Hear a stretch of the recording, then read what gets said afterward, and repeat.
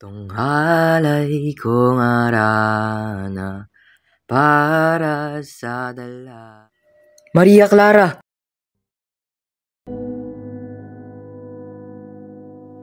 Sa dilim ng gabi, sa likod ng maskara, ako, si Simon. Ang lalaking may mga plano, may mga pangarap, at may mga galit.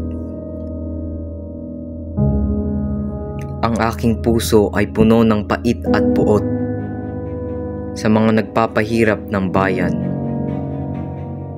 Hindi sila marunong magpatawad. Hindi sila marunong magmahal. Ang bawat galit, bawat paghihiganti, ito ang aking bituin sa dilim ng kadiliman. Ngunit sa likod ng mga pangarap at paghihiganti, may tanong ako sa sarili ko. Sa huli, sino nga ba ang tunay na nagtatagumpay? Ang nagwawagi ng katarungan?